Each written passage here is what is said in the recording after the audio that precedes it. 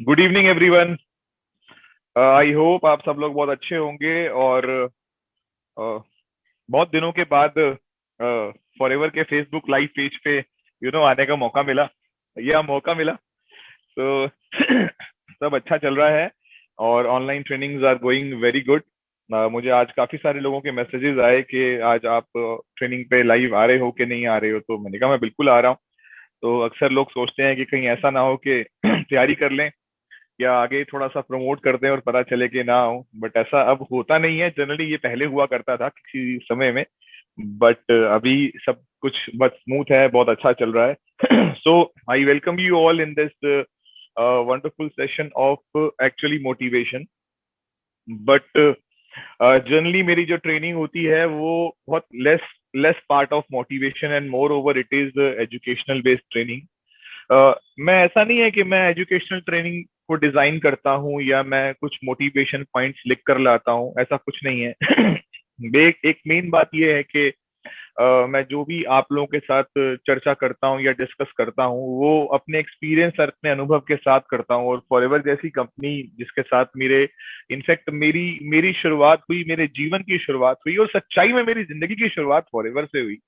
And that year was 2003। मात्र 24 साल 6 महीने की उम्र, मात्र या 24 साल 6 महीने की उम्र में मैंने फॉरएवर बिजनेस को ज्वाइन करा। और ज्वाइन करने के बाद मैं मैं इसमें मैंने इसमें सिर्फ ऊपर तैरा नहीं, मैं इसमें डूब गया। और डूबते डूबते डूबते डूबते इतनी गहराई तक मैं इस बिजनेस के अंदर पहुंचा जहां पर मुझे सही मायने में पैसा क्या होता है, लाइफस्टाइल क्या होता है, ड्रीम्स की वैल्यू और सक्सेस वर्ड कितना लाइफ के लिए। हम सक्सेस वर्ड को बोलते तो हैं, लेकिन वो किन किन लोगों की जिंदगी में वो शब्द वाकई में अचीवेबल है। और बहुत सारी चीजें, कभी भी किसी काम को करने की स्ट्रैटेजी क्या होती है, गोल्स किसे कहते हैं। यहाँ आने के बाद जिंदगी में बहुत सारी चीजों को जानने का मौका मिला जो शायद स्कूल लाइफ में इतना ज्यादा समझने की कभी जरूरत नहीं पड़ती थी। वहां तो जो सिखाया जाता था बस हम लोग वो सीख करके नंबर्स हासिल कर लेते थे। लेकिन जिंदगी की सही सच्चाई तो मुझे इस बिजनेस में आने के बाद पता चली। सो आज मैं आपके साथ अपना अनुभव ही शेयर करने वाला हूँ।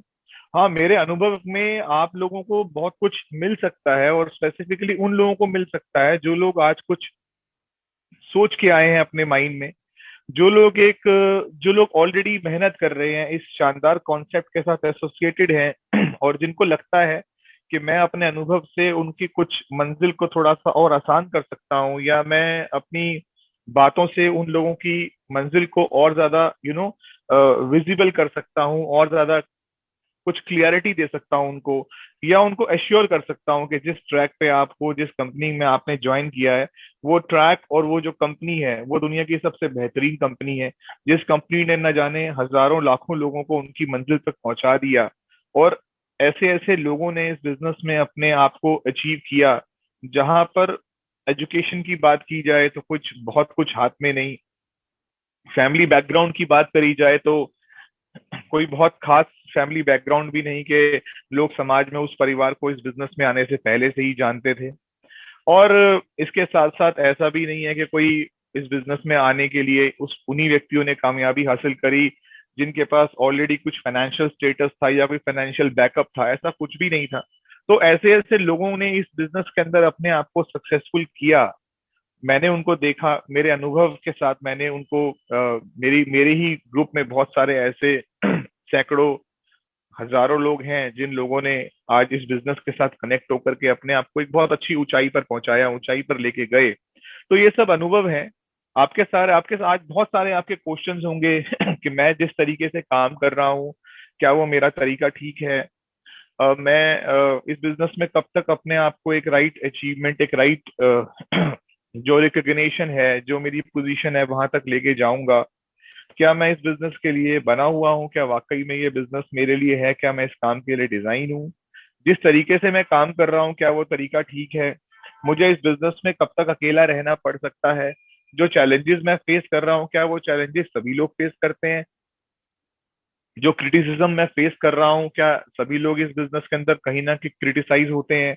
बहुत सारी चीजें हैं। मुझे मेरे सपने को कितनी मजबूत करने की जरूरत है, मुझे कितने लोगों के साथ इस बिजनेस को डेवलप करना पड़ेगा, मुझे कितने प्रोडक्ट्स रिटेल करने पड़ेंगे, मुझे कब तक इस बिजनेस में लोगों को स्पॉन्सर करना पड़ेगा, ड्रीम्स गोल्स की क्या महत्व होता है, ट्रेनिंग वर्ड की इंपॉर्टेंस क्या होती है, ये सब चीजें आपके मन में होंगी।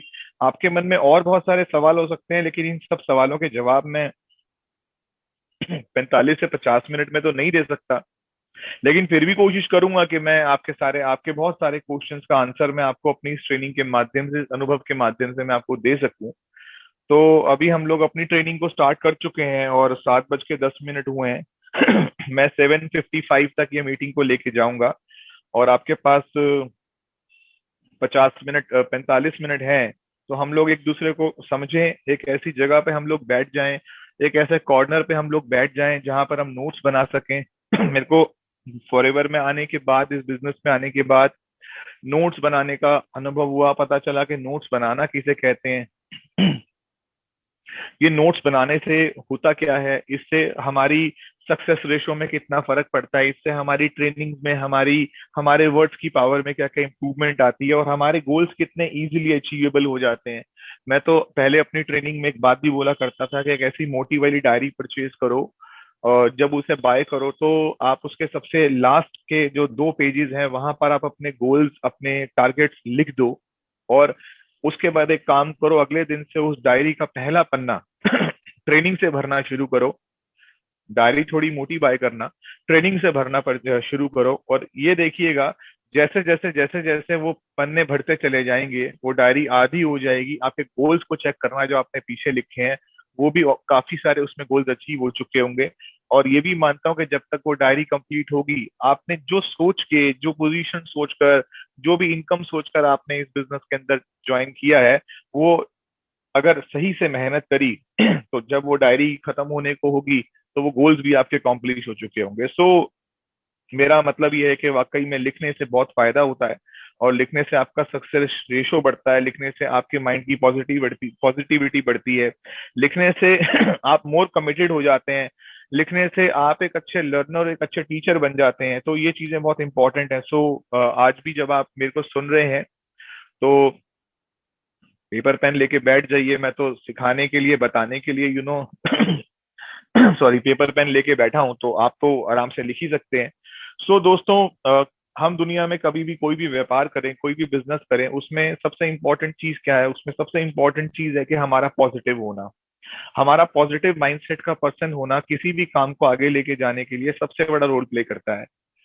लोग बोलते हैं सपने आपके ईंधन की तरह होते हैं, सपने आपके ट्रांसपोर्ट की तरह होते हैं जिससे आप चलते हैं।